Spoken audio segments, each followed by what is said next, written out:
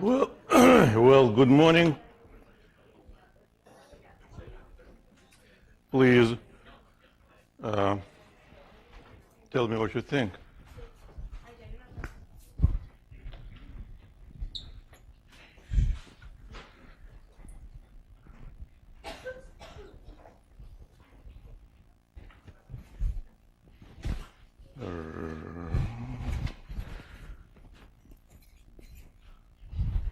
Check.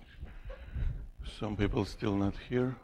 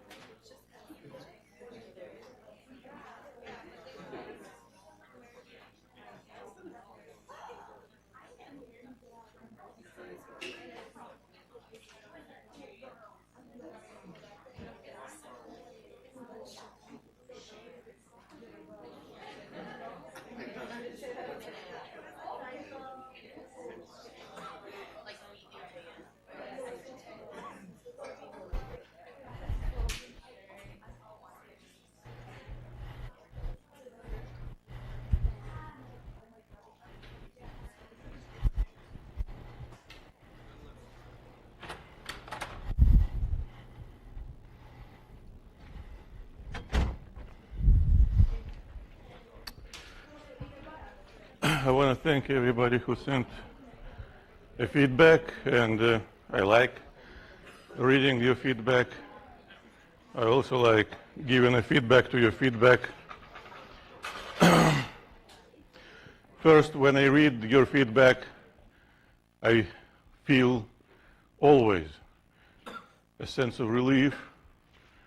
My handwriting is not the worst.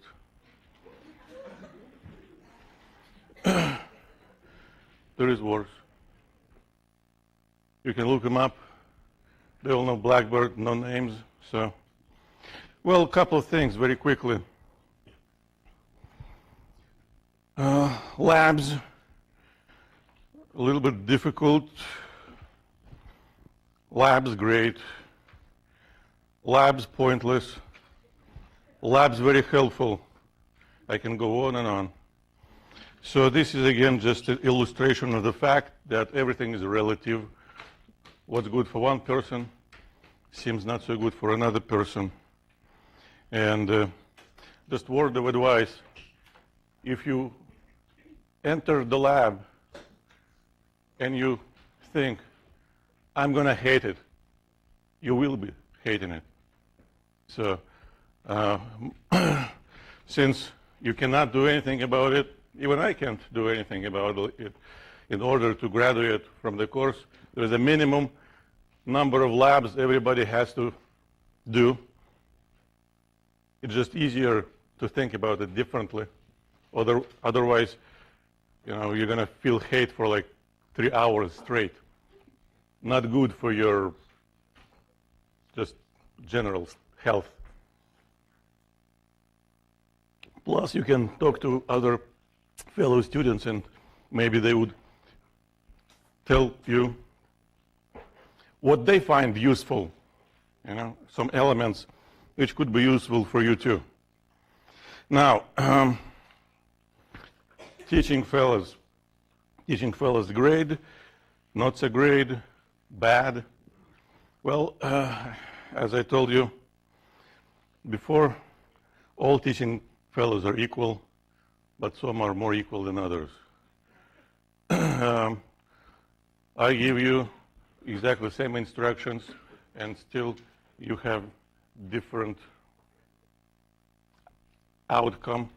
I give exactly the same instructions to teaching fellows, and of course, based on their experience, their background, they work differently, and only you can do something about it by asking more questions and pushing them for helping you more actively.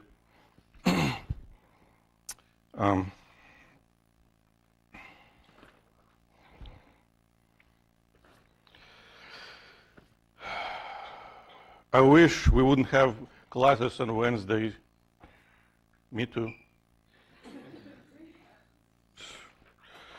And let's take a look on the distribution.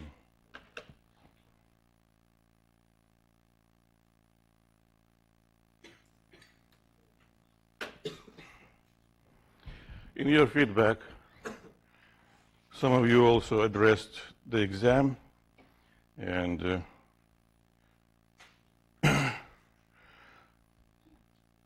the similar distribution, by the way, I didn't ask question number 3 yet, so please don't do that. Different people addressed the exam and assessed it differently again. Fair, harder, no one said easier, except a couple of students now. So again, it is really, really relative. It depends heavily on background and internal feeling, attitudes. I'm still in the fog. 2 students still in the fog. Well,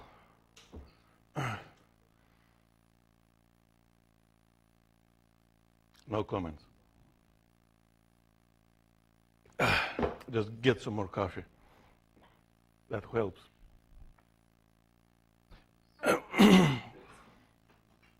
A very common distribution, nothing really pops out from last year or a year before. The average is very close. And the fact that about 2/3 of the class finished the exam before the time, and about 53 out of now it's 89, I think, students get the grade in the range between A and minus. 10 years ago, a faculty with this grade probably would have been fired. Too good to be true. So what I see is only 2 options. Number 1, you are satisfied with your grade. In that case, probably just keep doing what you've been doing. That worked for you. If you are not satisfied with your grade, you probably need to make adjustments in your preparation strategy, in your learning approach. Maybe shift more time to office hours or something else. And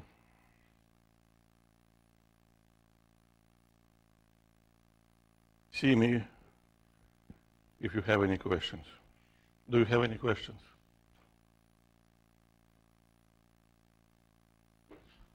All right, let's go back to physics. So that's what we're going to study for 2 weeks before the next exam. We start from the homework is available, and again, the actual deadline set this time the same for all parts of the homework. But I strongly recommend not waiting until the deadline looms on you. Do as much as possible before, and maybe leave some extra time for the practice problems, because that helps. So we talked about an official definition of friction, and we know by definition this is a component of an actual contact force. All right. I hope these people didn't quit just late.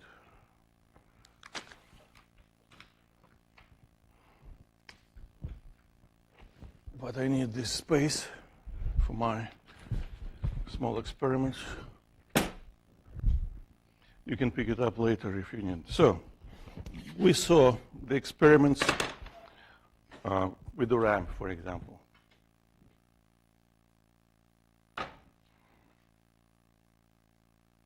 it's not moving. If I would be able to get rid of the friction, to eliminate friction completely, like having a cart with almost frictionless wheels, even at a small angle, it would be moving already. But it's not moving now, which means friction prevents it from moving.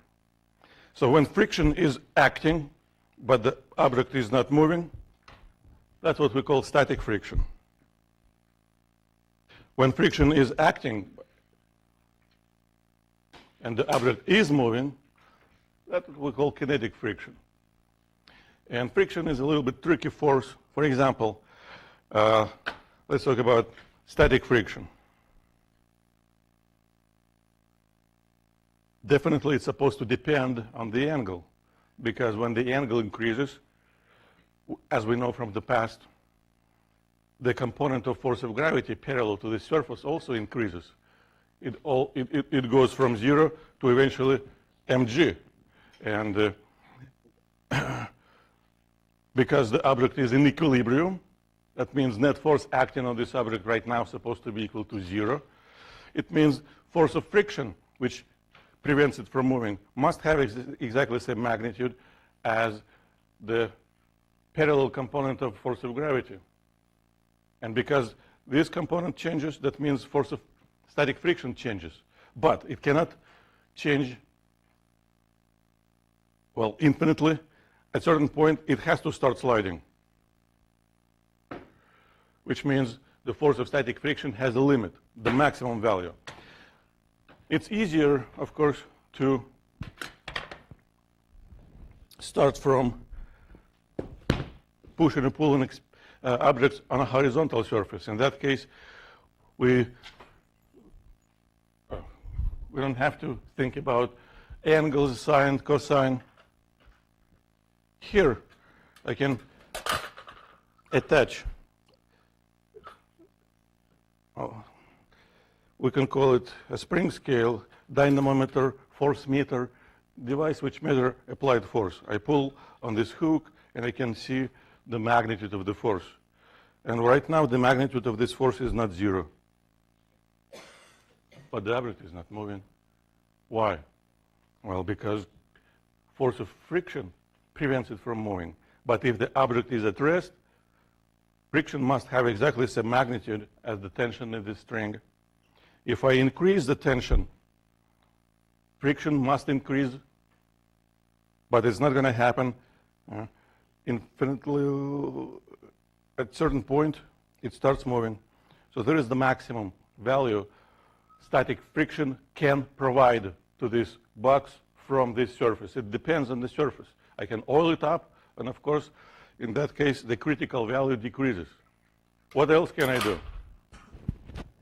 I can add some mass to it. Actually, now I'm going to have to use a different scale. Well, I know that, but you don't. So let's see what's going to happen now with this. I push, nothing. So 20 is not enough. So that's why I have to use a different scale, which measures up to 50 newtons. And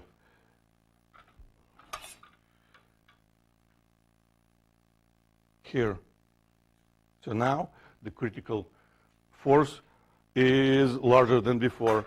And if we do very accurate experiments, because I doubled the mass, we can see the maximum force of static friction also doubled. And such experiments tells us that friction actually are proportional to the normal force. Normal force might depend on the angle. Normal force in the elevator might depend on the acceleration. And if we run all the experiments on friction, we will figure out that, turns out, if we use the same surfaces, normal force always proportional, and frictional force always proportional to each other. And that leads to a definition of coefficient which relates these forces. So this is the reason for friction. No matter how we feel the surface, it might feel very smooth. In reality, it's never absolutely smooth. And even if it would have been, still in that case, molecular attraction would hold objects together. So there is always contact force. And those little teeth, like tiny gears, they're responsible for the resistance. And this number, which is a ratio between the actual magnitude of the force of friction and the normal force, has a name, the coefficient of static friction. And this coefficient depends on the condition between the surfaces in contact.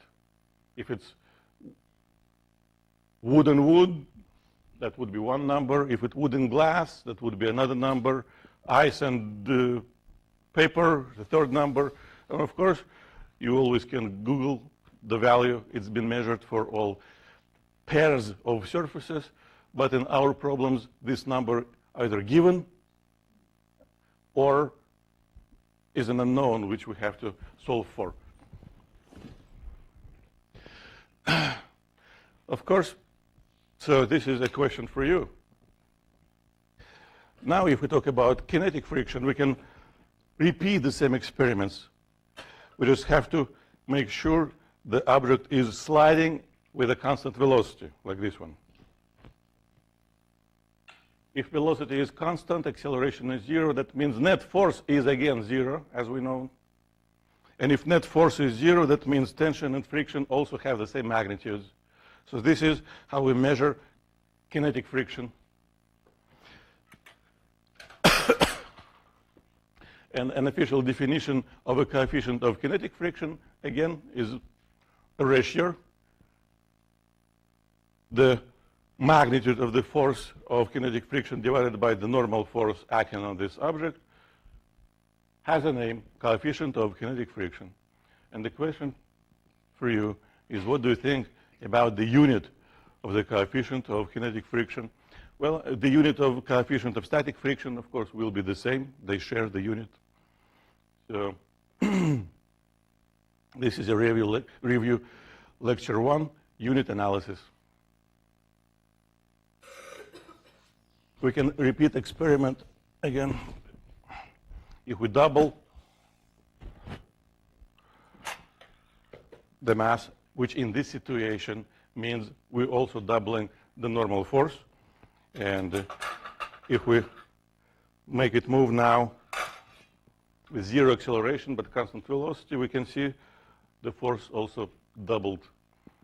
And again, such experiments tells us that friction and normal forces are directly proportional, and that leads us to the introduction of this new physical quantity, the coefficient of friction. Two forces, two coefficients. Yeah. Static friction means we have to use coefficient of static friction. Kinetic friction means we have to use the coefficient of kinetic friction. They're not usually equal to each other. If you ever moved heavy thing like a refrigerator, you know that make it into a motion from rest is harder than keep it moving afterwards, usually, because coefficient of static friction usually is slightly larger than coefficient of kinetic friction. Let's see what you said about the unit.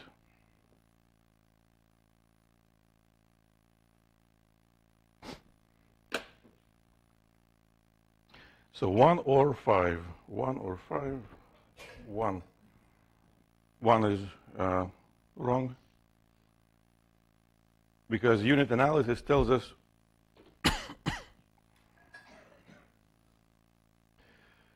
the unit of the coefficient should be equal to the unit of force divided by the unit of force, which means a Newton over a Newton. So it's getting canceled. So it has no unit. This is a rare situation in physics.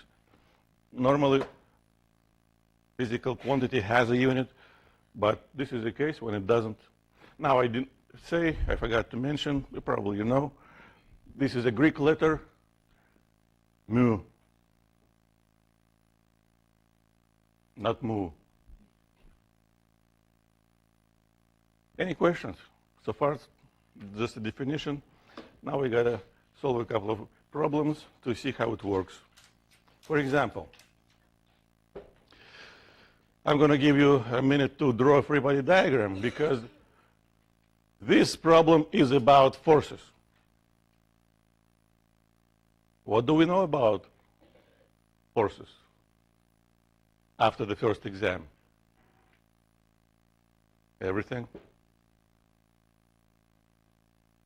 So technically, we are not learning anything new except one definition, which is on the screen.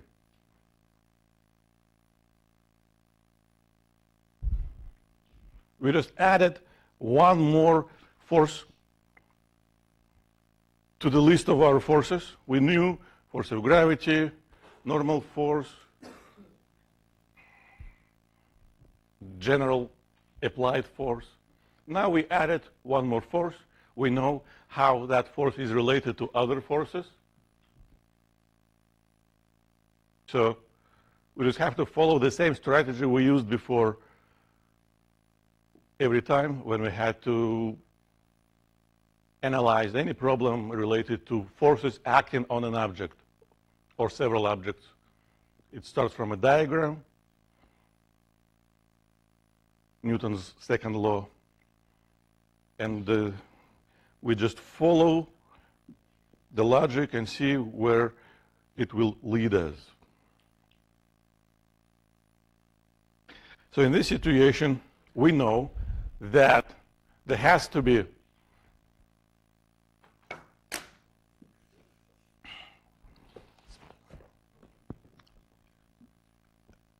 a force acting on this box which divides all forces into two different segments regimes. If the applied force is not very strong, the object is not moving. If the applied force is stronger than that critical one, the object begins moving. Well, something in this situation, something like this. We can use the scale as a dynamometer. So when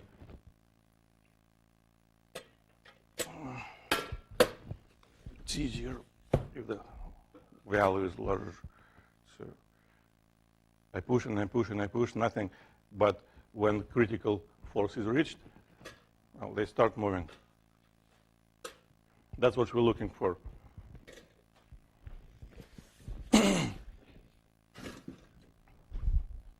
Well, by now, everybody already should have a free body diagram drawn. And how does it look like? Well, I have to just add the force of gravity, mg, and normal force. And where else?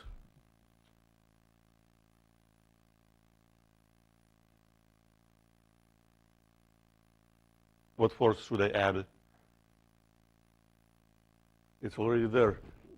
Green, large green arrow represents the applied force, and we are looking for that force. So what's missing? Friction. So what took you so long? We talk about friction, so yes.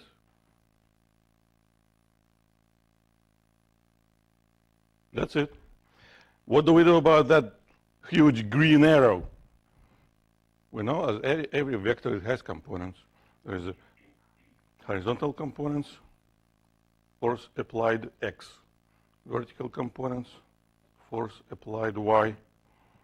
Now, do you think the normal force is equal to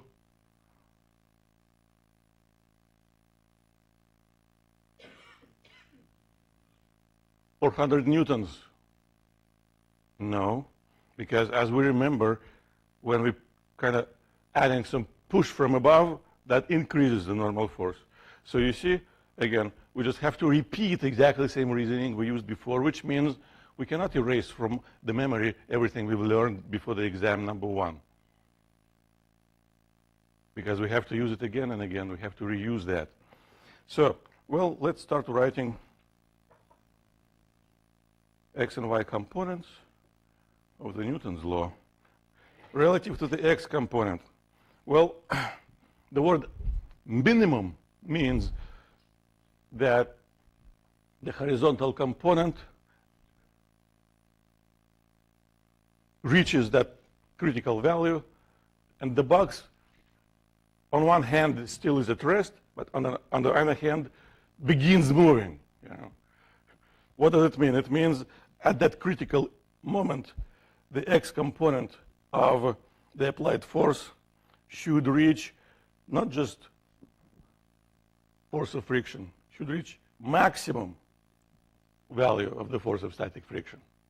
Because if we add just a fraction of a force, a fraction of newtons, that's it. It starts moving. And we have no other forces pointing horizontally. Now, in the vertical direction, we have normal force minus vertical component of applied force minus, well, gravity equals, bless you, 0. This is just the straightforward application of the Newton's second law.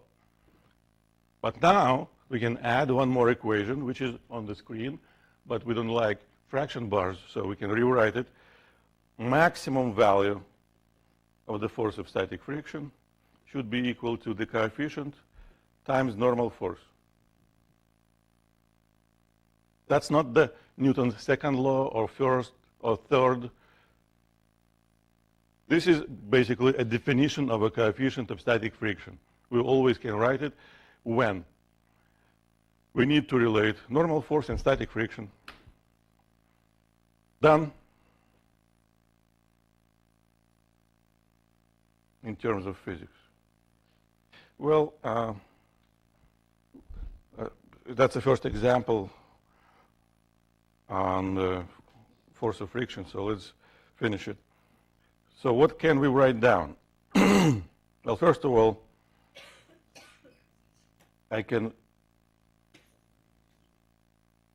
solve the equation number 2 for the normal force and use that expression for the normal force here, right? What else can I do? Well, this is the maximum value of the force of static friction, which has been reached at the moment when the object just begins the motion. And wherever I have it here, I should have also in the first equation on the right, because that's the same force. So that tells me that the x component of the applied force should be equal to, now, read my mind. I'm replacing the things mentally. So force of static friction will be equal to the coefficient of static friction times the normal force. But from the second equation, the normal force will be equal to the vertical component of the applied force plus force of gravity, which is 400. However, now we can also relate components with the magnitude, because, as we know, for every vector, the components and the vector together always form right triangle. So the x component should be equal to the unknown magnitude times cosine of 30 degrees. And the magnitude of the y component should be equal to hypotenuse, same unknown force, times the sine of 30 degrees. So now, if we use this geometry, we can rewrite the equation. F times cosine 30 equals, the coefficient is a given number, 0.8. That should be equal to F times sine 30 plus 400. And now I'm going to stop. The rest is a standard calculation when we have to solve an equation with only one unknown left in it. You have to open the parentheses, multiply everything by a coefficient, move it over here, combine two terms with the unknown. The unknown is a common factor, pull it outside parentheses. That's a very good exercise, so you should do it. So now I can write math is almost done.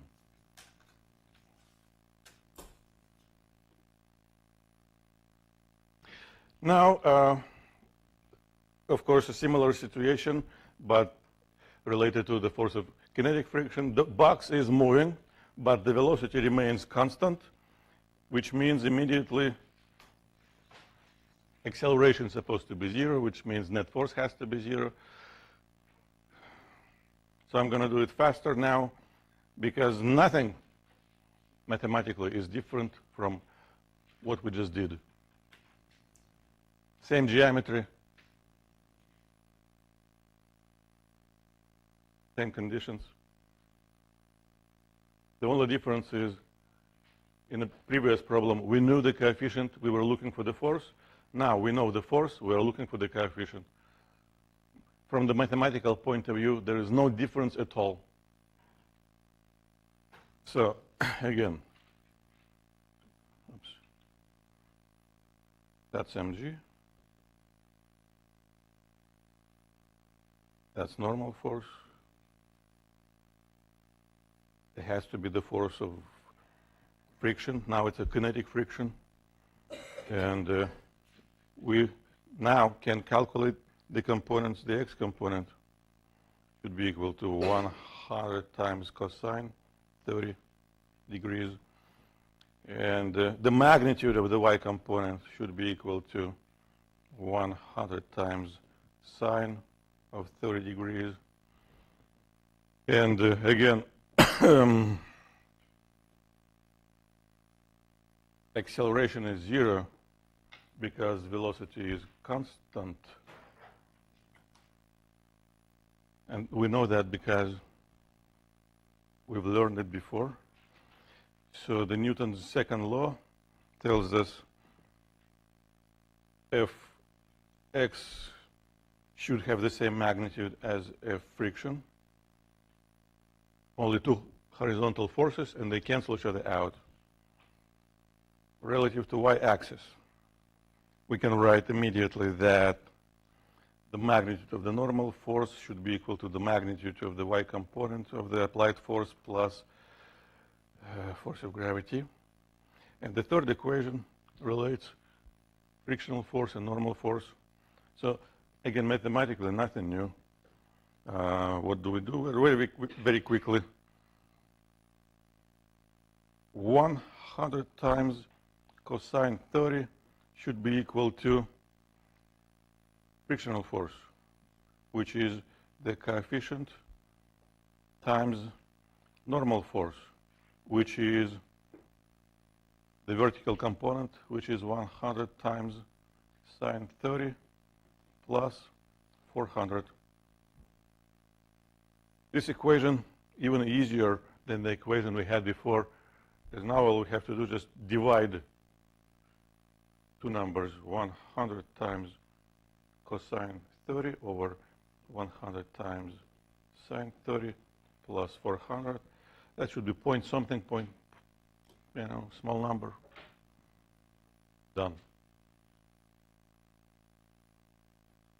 So again, it's instructive to remember, if you read a problem and there is something related to a word force, that immediately forces you to use everything you learn about forces. Free body diagram, Newton's second law, plus sometimes you may need an additional expression which relates some forces acting inside the system. All right.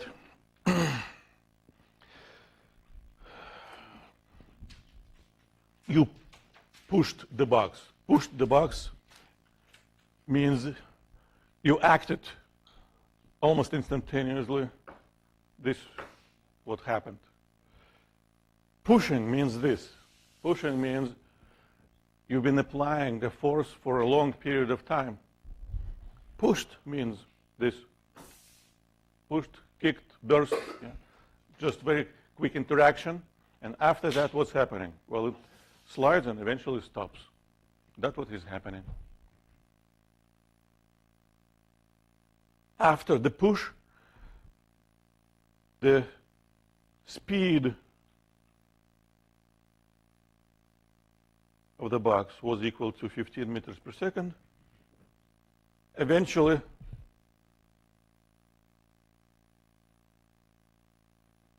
the speed of the box becomes equal to what number? 0.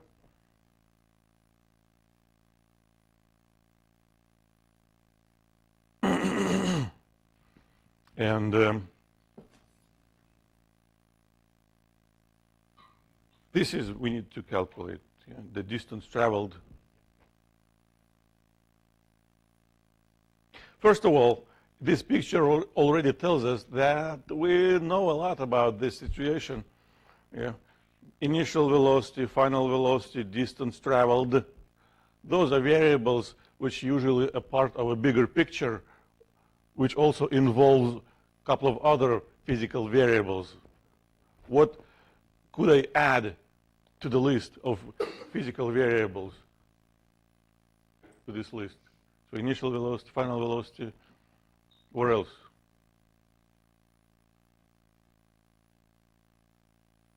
What do you think?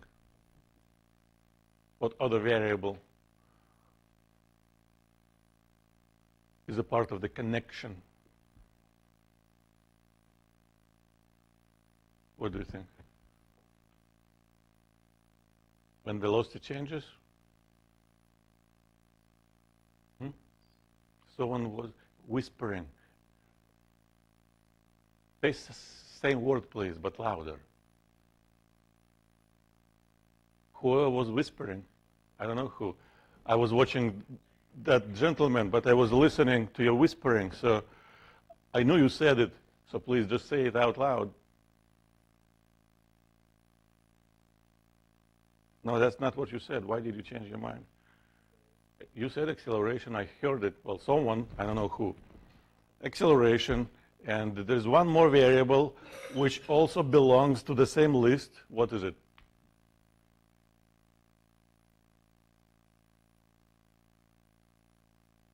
What do you think?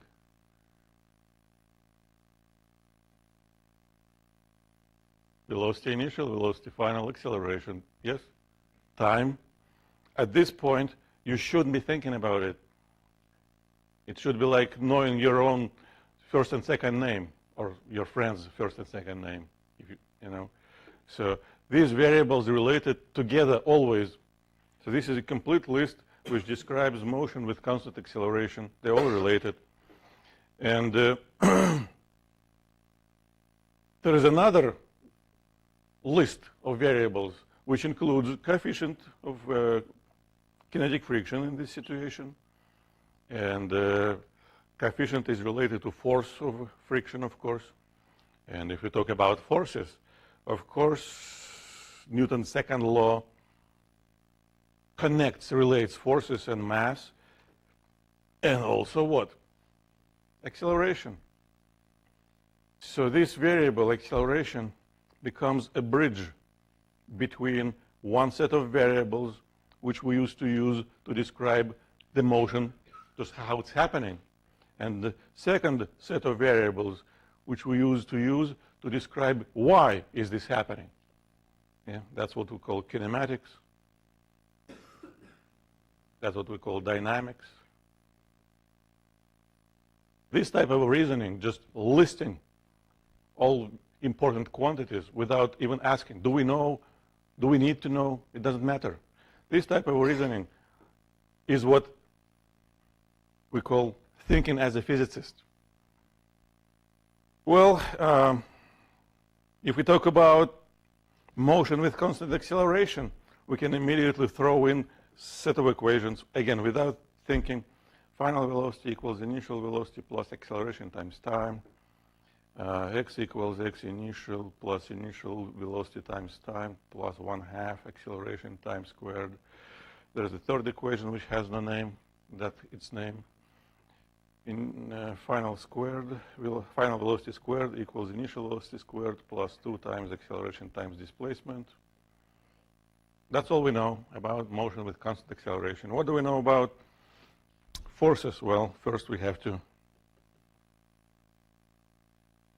do what we have to do, meaning we have to draw a diagram,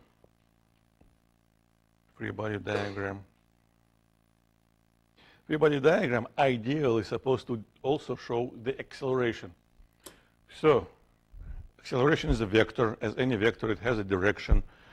And how do we describe directions? We use words like left, right, up, down, northeast, southwest.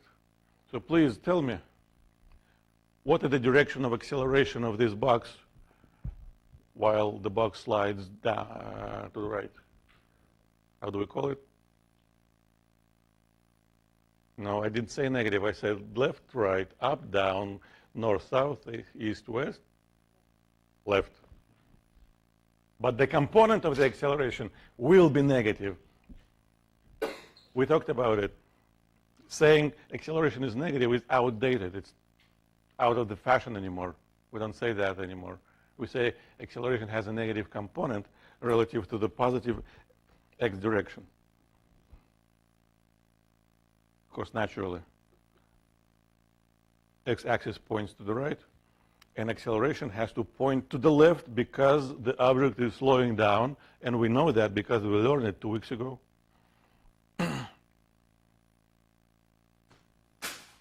And well, if we use the y component of the Newton's second law, it only tells us normal force must have the same magnitude of the force of gravity. But unfortunately, in this situation, we don't know the mass. It's not on the screen. So all I can write for the normal force, it equals m times 10. And if we write the x component of the Newton's second law, we should write what? Do we have any horizontal force directed to the right? Yes or no? Is there any force acting on this box which points to the right? No. Why does it move to the right? Because there was a force. But while the box is sliding, we don't touch it anymore. It's sliding by inertia and only force of friction acting on it. So how does it point? To the left. Technically, it should have a negative component, and same, the acceleration should have a negative component. So that's the Newton's second law for this box, written relative to the x-axis. Now, again,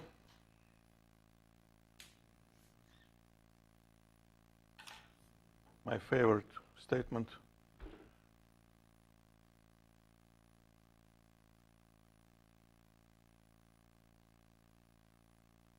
I'm gonna,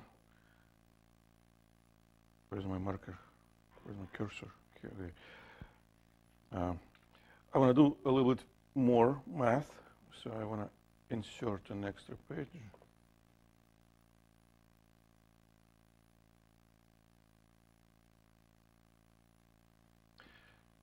Okay, very quickly. Normal, gravity, friction. So as we said, normal force equals m times 10. And as we said, magnitude of the force of friction should be equal to m times magnitude of the acceleration. I say magnitude. I don't write those vertical bars which explicitly demonstrate that I'm using magnitude. because I'm lazy. It's easier for me to remember what I'm doing than every time writing those vertical bars. What I also know, so it looks like we have two equations with 1, 2, 3, 4 unknowns. But I also know that the force of friction and the normal force are related.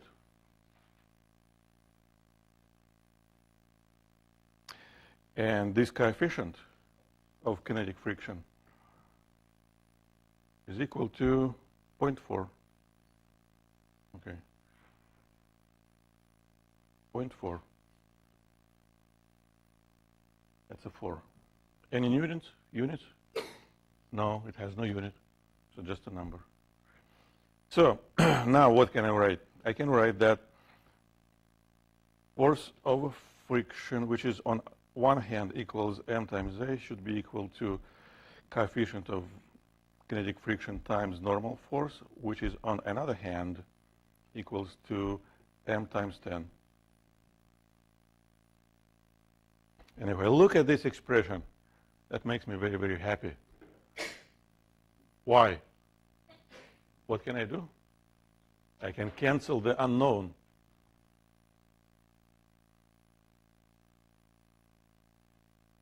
So this is a very common situation in physics. When you start solving a problem, you read and you feel, we don't know the mass. We can't solve it. What should we do? You should believe. Physics is based on beliefs. You should believe the problem is solvable. You should believe you can do it, and you should do it. So what we have in the end is acceleration. 0.4 times 10, 4 meters per second squared. And that's all information we needed to extract from the Newton's law, because now we can go back to our expressions from kinematics. For example, the last one. Oops. What did I do? This one. This expression relates initial velocity, 15, final velocity, 0, acceleration. Acceleration has the magnitude of 4 meters per second squared, and displacement, the only unknown left to calculate. So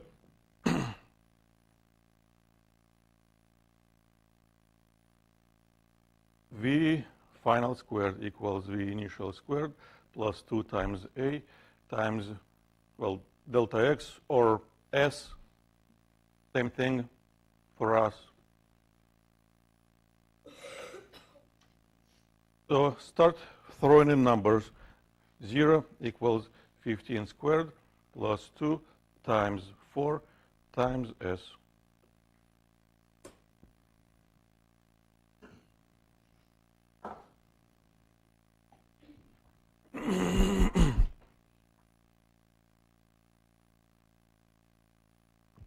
What does it mean? You, Oh, it means I get it. You see what I'm doing? I'm drinking coffee and walking. What does it mean? Something is wrong. You have to find what's wrong and tell me what's wrong and how to fix it.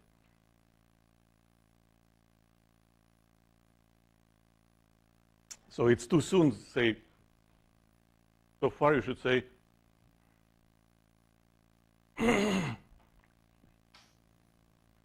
anybody, please jump in.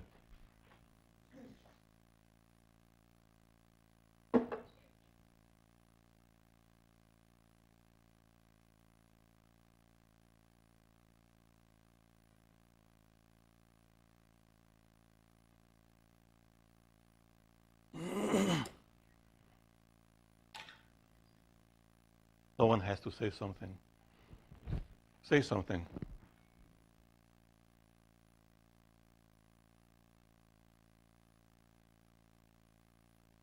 Yes.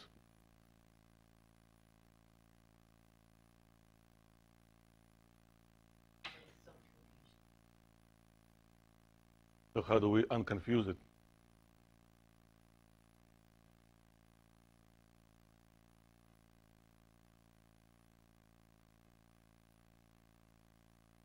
What do we want to make negative? This expression, this equation has three numbers, 15, 2, and 4. 4.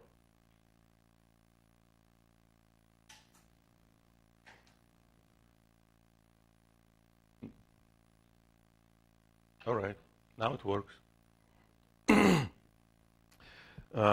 Remember what I said out loud. Magnitude of acceleration equals 4 magnitude. But this expression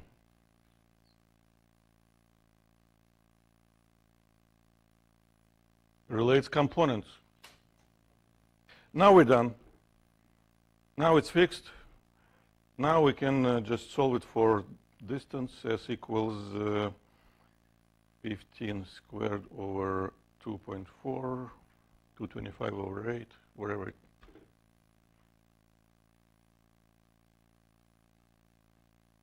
Any questions? So again, to solve this problem, we used much more material from the past than from today. From today, we only used one additional equation which relates force of friction and normal force. Okay, now we're going to talk about other matters. We're going to talk about energy and work first. Hopefully tomorrow we'll start talking about linear momentum. So this is a definition of everything we need to know about energy for now. We know that objects can move, and like this ball, they might slow down, they might speed up. And like in this experiment, when the height increases, it slows down. When the height decreases, it speeds up. Experiments like that tell us that there has to be a connection between, well, how the height changes, how the speed changes. And that connection is given by connection between these variables we call energies. A kinetic energy, by definition, is equal to 1/2 of the product mass times speed squared of an object. And this product, mass times g, magnitude of the acceleration due to gravity, times the vertical component of the position vector, or we can say times vertical coordinate of an object, has a name, gravitational potential energy. When height changes, gravitational potential energy changes. When speed changes, kinetic energy changes. Turns out those changes are related. Now, if we try to calculate kinetic energy or potential energy, we get exactly the same unit. Kilograms times meters per second squared. So this unit has a name, a joule.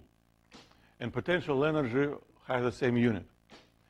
And also, right now, throw it in, this expression tells us how to calculate a work done by a constant force on an object when it's moved from one place to another place. For now, it's just important that the unit is the same. If we calculate the unit, a Newton times a meter, a cosine has no unit, we get again joules, which means again, probably all these variables are related because they have exactly the same unit. And one more, practical quantity, power. That's what we read on every device. Yeah. A power is the amount of work done by a device or an object or a system or a force every second. So this is what we call average power, the amount of work divided by time we spent to do that work. And there's a practical old-fashioned unit of power, horsepower. But of course, in physics, we don't really use horsepower. Engineers use horsepower. In physics, we use a joule over a second, or we call it watt. We're going to use these definitions, of course, all of them later. So question, what do you think about our choices?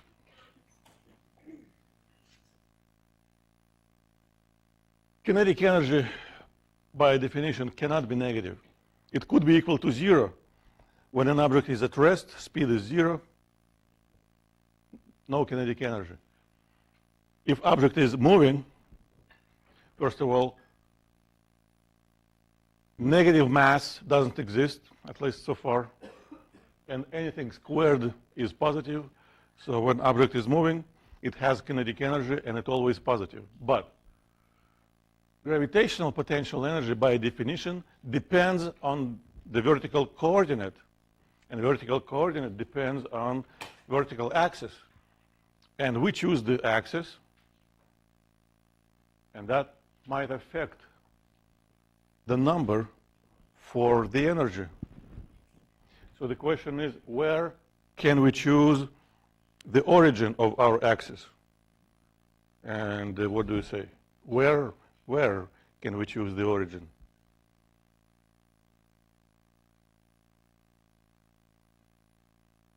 The gentleman in the yellow coat. Where? You're only one in the yellow coat. Where can we choose the origin? You have to choose the answer from the list. So where?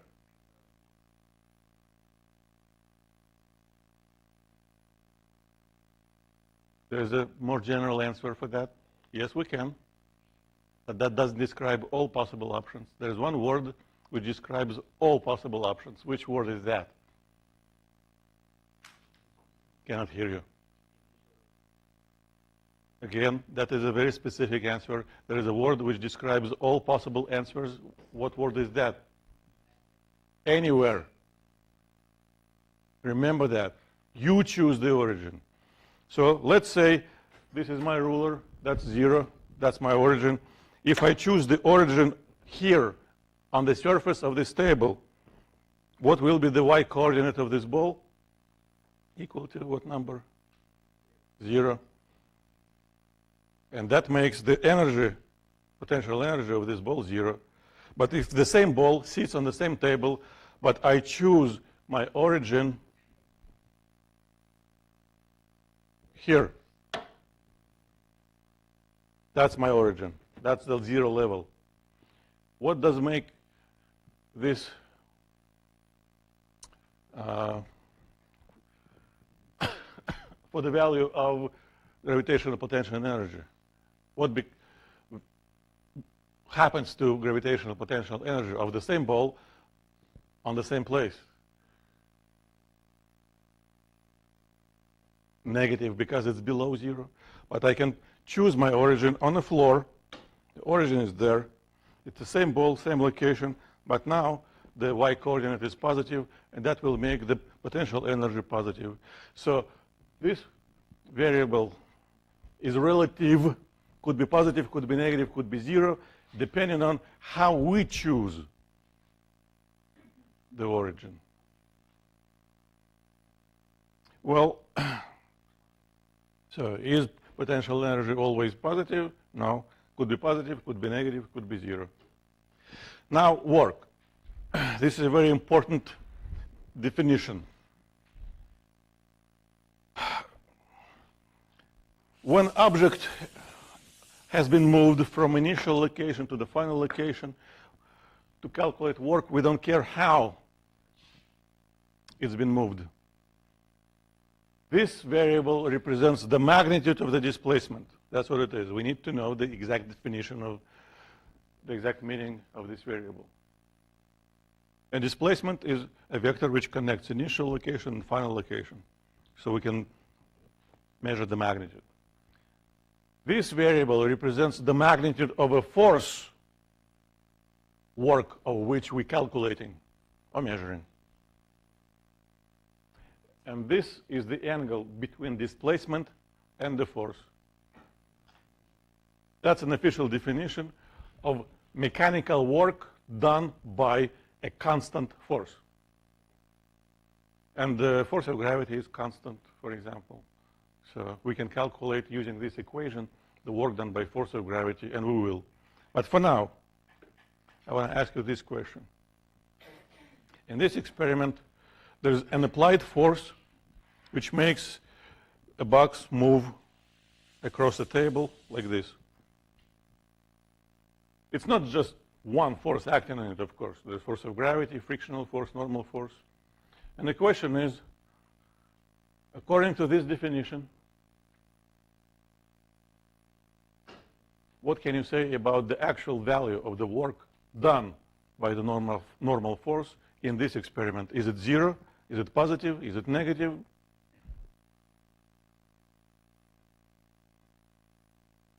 You have to make your mind, enter your choice in the web assign.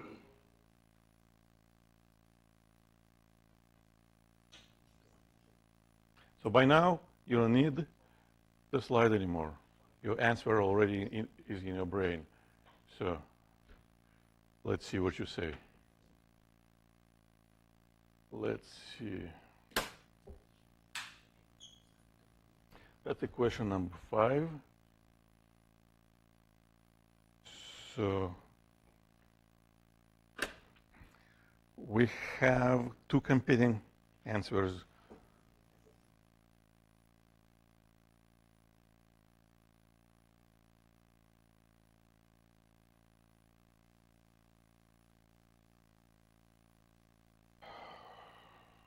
All right, that's what I want you to do. I told you this time would come, and it did. You have to draw a picture.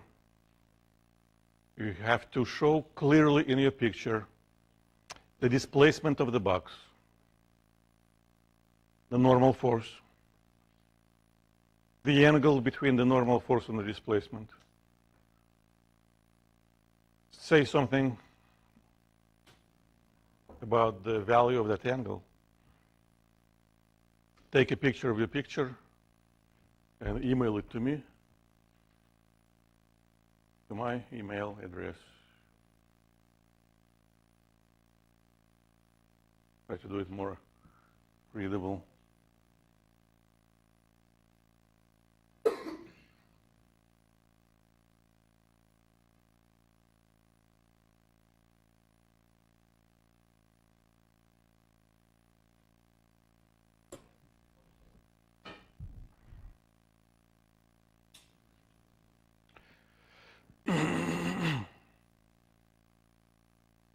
This is also the way to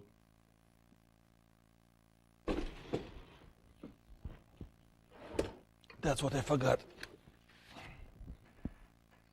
So this picture has to have your name and BUID. That will be also your attendance for today.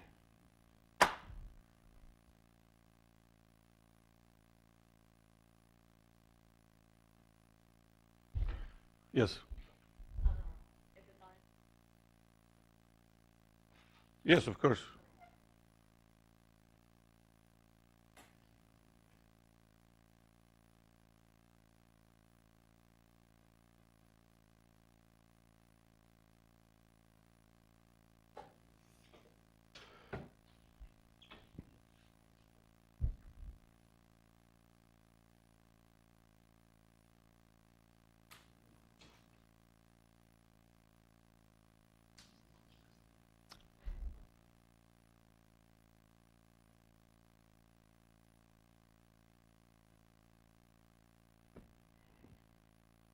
Well, by now, again, you don't really need the screen anymore.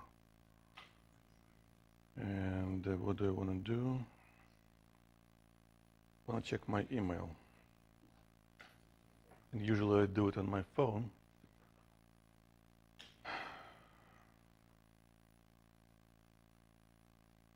All right.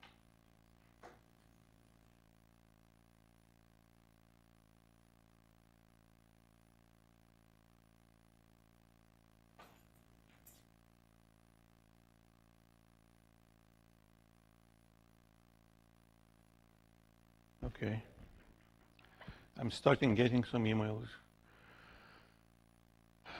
But of course, I can't give you too much time on doing this. So please, one more minute. Draw a picture. Take a picture of your picture. Please email it to me with your name and ID. Because, again, that's your attendance for today. Because, again, I forgot to place. Yes?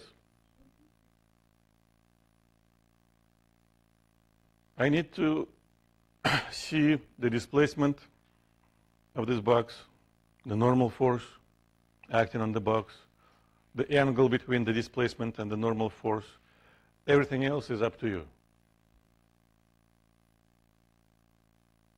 If you think some additional features in your picture might help you to answer this question, fine, do it.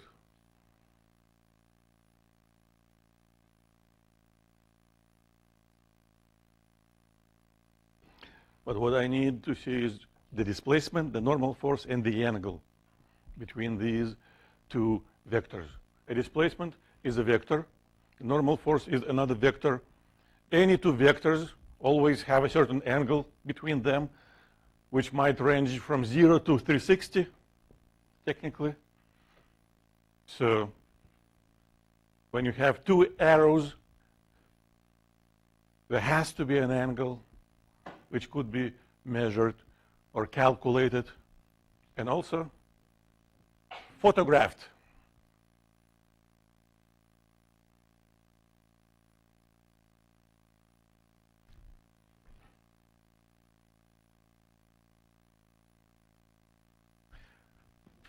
All right. So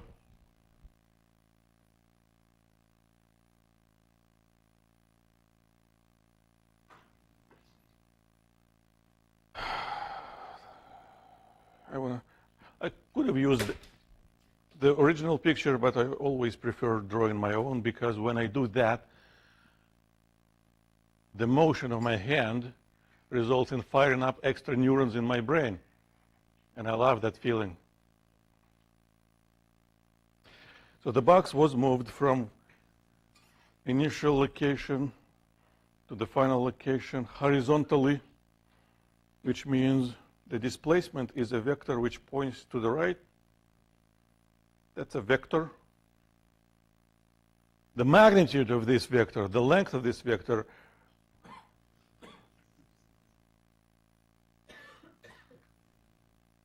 is represented by that variable s with two vertical bars.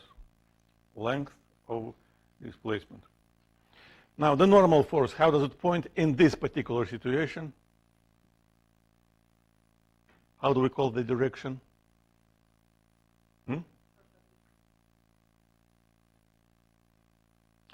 Normal force is perpendicular to the surface. That is correct. That's the general definition of the direction of the normal force. But the direction of the normal force might depend on the orientation of the surface. If the surface is horizontal, how does the normal force point? To describe a direction of a vector, we use exactly the same words we used before: left or right, up or down, north or south, east or west. So how does the normal force point? Up.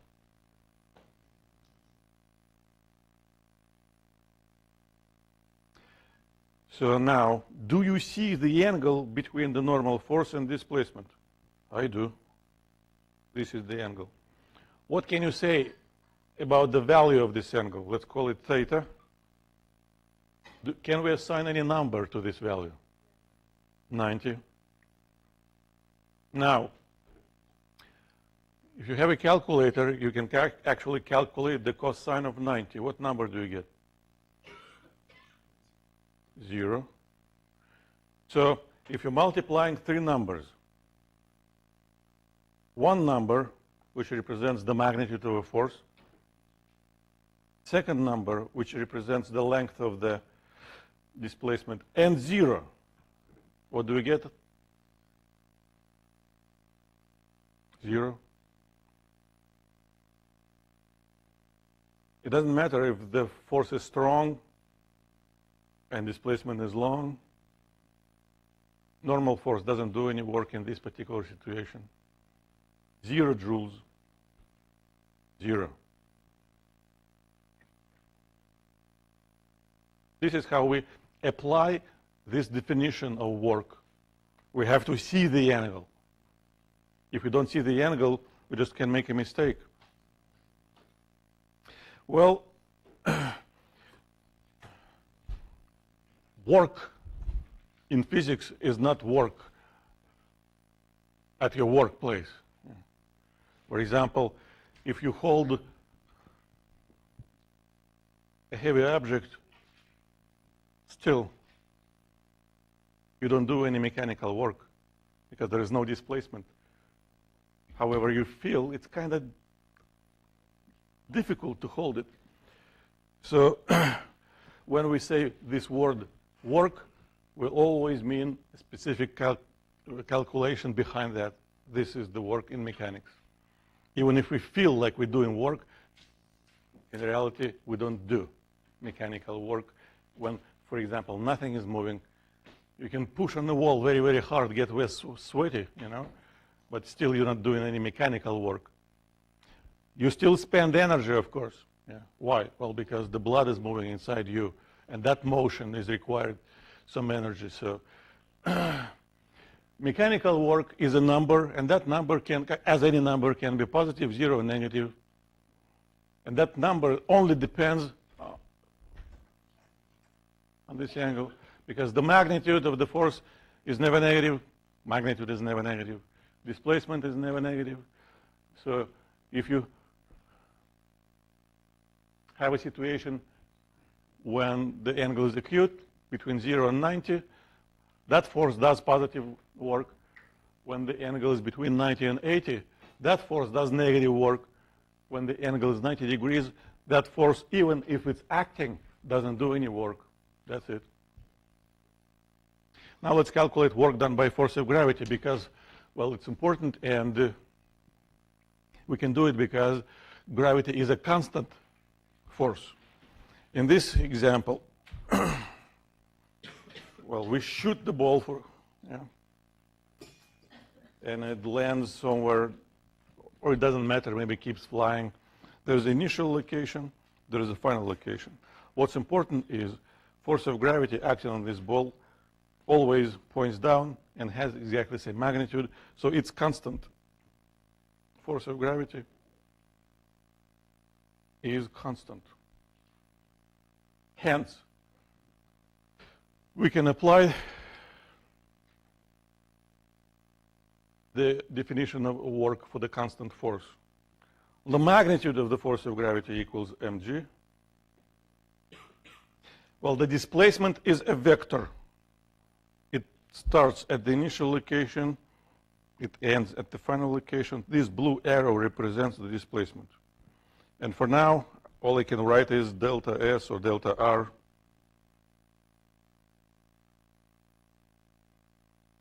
times cosine of the angle between the force and displacement. And this angle is a part of a right angle triangle. In this triangle, the hypotenuse represents the magnitude of the displacement. This is the angle.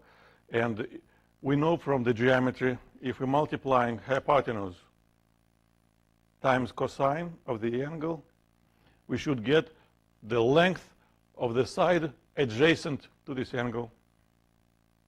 This, we can call it L. Yeah, that's what it should be from geometry. However, we also can see from our picture the same length also equals the difference between the initial height and the final height of the projectile, the initial y coordinate and the final. That's what it is. So that gives us very convenient equation for calculating the work done by force of gravity. We just have to replace this product, delta R times cosine, delta R times cosine, with the difference, because they are equal to each other geometrically. We used one specific example to derive this equation, but for any possible situation, we can repeat the same calculation again and again and again and again. We always get the same result. What's going to happen if instead of moving down, object moves up? In that situation, the initial height is lower than the final, so this difference will be negative, which means when object being moved upward, gravity does a negative work on it. When object moves downward, gravity does positive work. When object moves horizontally, gravity doesn't do any work like normal force, because the height doesn't change, same height, initial and final. If I move the object upward by my hand is doing positive work. There's a force, we call it normal force from support, and that normal force actually now doing work, positive work.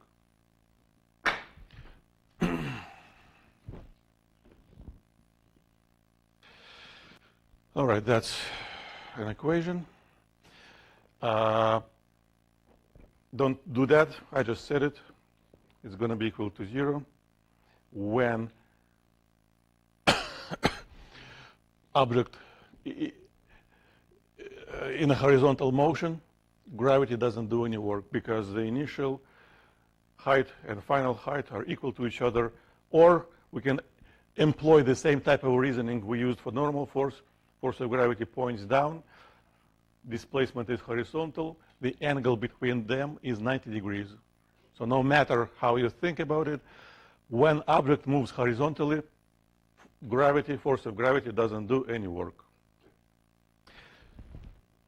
Let's do this. We have time. Please read it. And I'm going to switch to the next slide where I'm going to solve this problem. It's about work you're doing.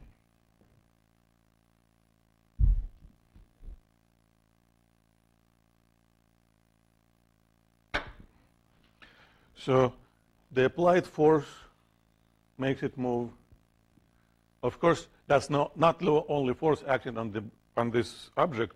There's force of gravity, there's normal force, frictional force. And every time when we say this word force, that means draw everybody diagram, show all your forces, nothing new.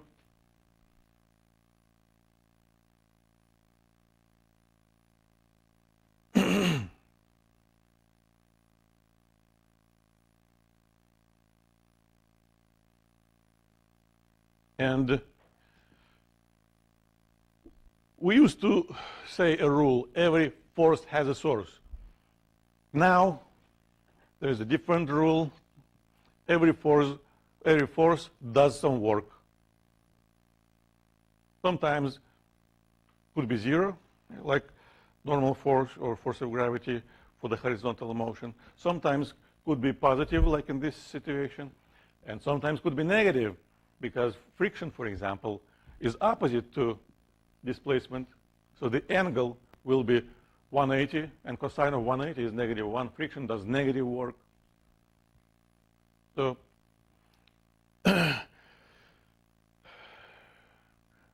we will calculate all works here. For now, we just need to calculate work from applied force. And of course, it's about the drawing a picture. The box was here, now it's there. We need to see the displacement, because if we don't see it, we will not be able to say anything about the angle between the displacement and the applied force. How does applied force apply this way? And this angle, well, actually, I prefer using equal angle, but this one is equal to 60 degrees. Now, if you look at this picture, you have a tendency to say that the angle between the displacement and the force is equal to what number? What's 180 minus 60? What's 180 minus 60? 120. Very often people say that. That is wrong.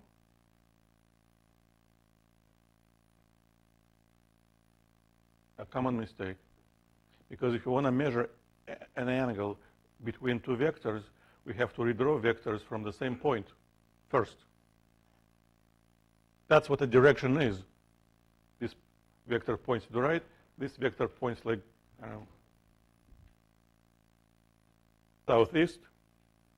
And this variable is the angle between the force and the displacement.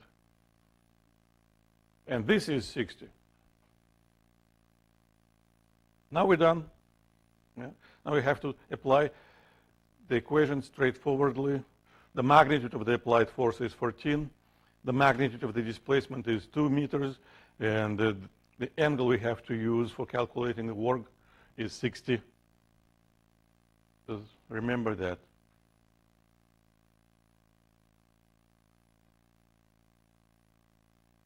This is how we measure angles. The correct way to measure angles between two vectors is first to draw the vectors from the same point. I don't know what it is. 28 times cosine 60. Cosine 60 is so 14 joules.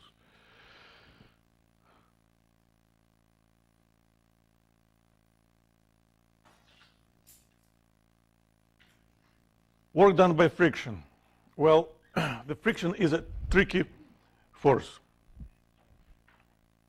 Because when object is traveling in a complicated way, for example, like this, velocity constantly changes its direction. But friction, kinetic friction, always opposes the motion. So kinetic friction always points opposite to velocity. When velocity changes direction, kinetic friction changes direction. So it's not technically a constant force. What's good about it, it keeps the same magnitude. So if I move an object along complicated path, right here velocity points tangent to the trajectory, that's velocity, which means my friction, kinetic friction, should point opposite to it. And here at this location, new velocity, new friction, but the magnitude of the force of kinetic friction still is equal to the coefficient of kinetic friction times the normal force. And as long as we don't change, the normal force, if normal force remains constant, hence magnitude of the force of friction remains constant. So what do? We break the whole path in tiny, tiny, tiny, tiny intervals. Within each tiny interval, we can treat frictional force as constant.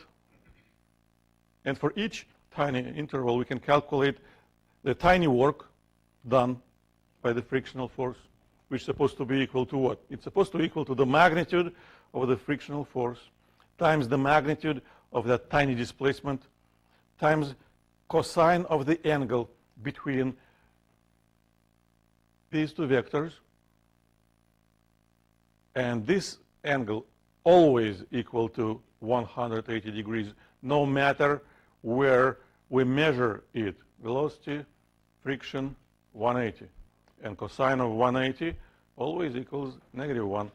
So -1 times, well, the magnitude of the force of friction equals coefficient times normal force times tiny displacement. What do we do now? Now we do this. Remember what does it mean, this symbol? The sum. We calculate the sum of all those tiny works together. What does it give us? This is the same number for all of them. This is the same constant for all of them. This is the same number for all of them. We just have to add all our tiny displacements together. And that gives total length of the trajectory. So this is how we can always calculate the work done by friction. It is always negative. It depends on the length of the path. For example, if I take this box and I move it in a circle and I bring it back to initial location, total work done by gravity will be 0, because initial height and final height is the same. But if I take this box and I slide it on a table like this, friction does work. And it's related to the length of this path. That's the difference between force force of friction and force of gravity. For the force of gravity, if we use complete path, the total work is 0. Forces like that have a name, conservative forces. For the friction, complete path, the work is not 0. Forces like that have a name, non-conservative forces. But we're going to talk about friction, basically, as an example of non-conservative forces. So this is how we always can calculate work done by friction. Always negative. Depends on the length of the trajectory.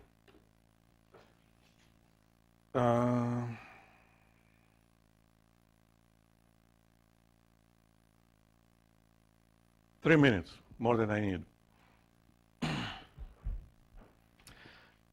Again, we pushed the box. We supplied certain speed, and eventually the box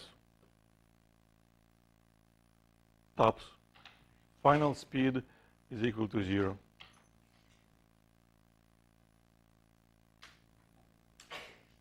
Well,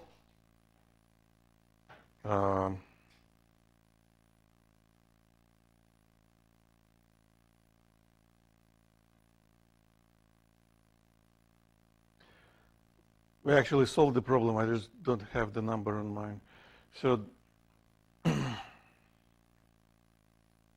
friction points to the left, normal force points up, force of gravity points down, acceleration points to the left, and what we need to calculate is the work done by friction. And we already know it has to be negative. It has to be equal to the coefficient of friction times normal force times the length of the trajectory.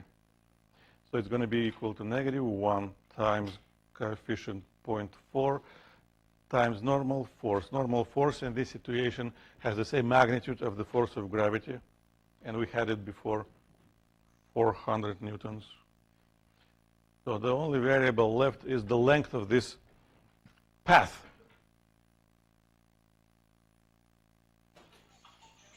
But we found it in a slide number 6, I think.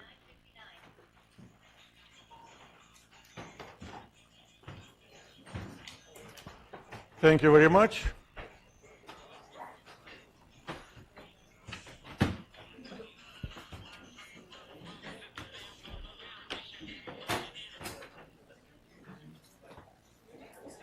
Yes.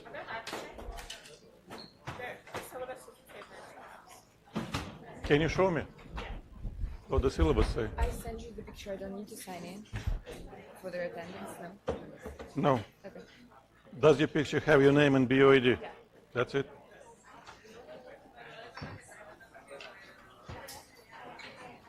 So first of all, I can make a conclusion that you've been late today.